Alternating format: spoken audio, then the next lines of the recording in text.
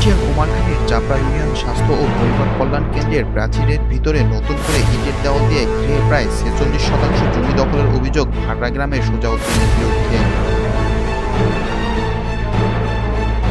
স্থানীয় সূত্রে জানা যায়, ৮০ দশকে ভাটরা এলাকায় চাপড়া ইউনিয়ন স্বাস্থ্য ও পরিবার কল্যাণ কেন্দ্রের নির্মাণের উদ্যোগ নেয় সরকার।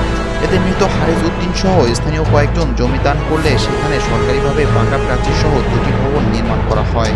কিন্তু এত বছর পরে মৃত হারিজ উদ্দিনের ছেলে সোজাউদ্দিন ৪৬% জমি নিজের বলে দাবি করেন এবং ইটের দেওয়াল দিয়ে ঘিরে জমি দখল করেন।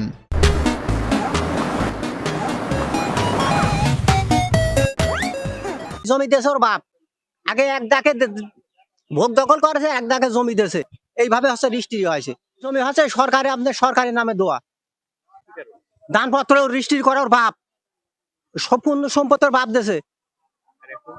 এখন আছে যে এই জমি আমার। ১৭ বছর এখানে বিনি পয়সায় আমি চাকরি করেছি। আপনার হচ্ছে এখানে আমি ঝাড় ঝুট দিছি, দেখেছি যে আপনার হচ্ছে গা এটা ডাক্তারের সাথে কথাবার্তা বলি আপনার হচ্ছে গা এখানে বিদ্যান মাতব্বর ছিল, এই জায়গা হচ্ছে গা ওনারা হচ্ছে হাসপাতালের নামে দিয়ে দিয়েছে।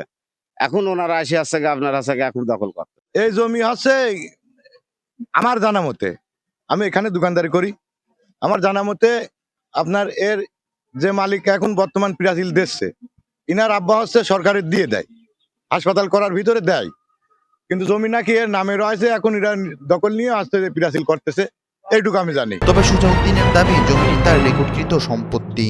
অতীতে মূল্য পরিশোধের কথা বলে জমিতে সরকারিভাবে প্রাচীর দিলেও আজও মূল্য পাননি তিনি। গেল কয়েক বছর ধরে জমি দখল করার জন্য উপজেলা প্রশাসনের কাছে লিখিত অভিযোগ প্রদান করেও কোনো সুরাহা না হওয়ায় দখল করে নিয়েছেন তিনি। জমিটা হচ্ছে আমার রেকর্ডের সম্পত্তি, আমার নিজের। এখন গ্রামের লোক যে সময় প্রাচীরটা দেয়, আমি বললাম যে প্রাচীর দিয়ে না, তারা বললে যে তোমরা এখানে একটা বড় ভবন হবে, তোমরা কিছু বললে না, তোমাদের সাথে আমরা বসাবসি করে একটা মিউচাল করে দেবো। তারপরে তারা করল না প্রাচীর, সেটা মনে হয় ৮০-৮২ সালে হতো। তারপরে আমি চাষবাসও করতাম। তারপরে আপনার এখানে পরে দেখলাম আমরা এই ব্যাপারে এই কাগজ নিয়ে আমরা বললাম যে আমাদের রেকর্ডের সম্পত্তি। আমরা টিওনো অফিস, এসিলেন অফিসে অনেক জায়গায় গেছি, ডিসি সাহেবের কাছে গেছি, তারা বললো যে তারা ঘুরাই। তখন আমি দেখলাম যে এখানে তসরুফ হচ্ছে, আমি সেই জন্য গ্যাসে দিয়ে দিচ্ছি।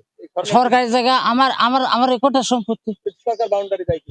তো সেই সময় বললো এরা গ্রামের লোক বললো যে এটা আমরা তোমাদের সাথে বসে এটা মিউচাল করি। এদিকে হাসপাতাল কর্তৃপক্ষ বলছেন, কাউকে না জানিয়ে বেআইনিভাবে ইটের দেওয়াল দিয়েছেন সোজাউদ্দিন। বিষয়টি উপজেলা প্রশাসন ও ঊর্ধ্বতন কর্তৃপক্ষকে জানানো হয়েছে।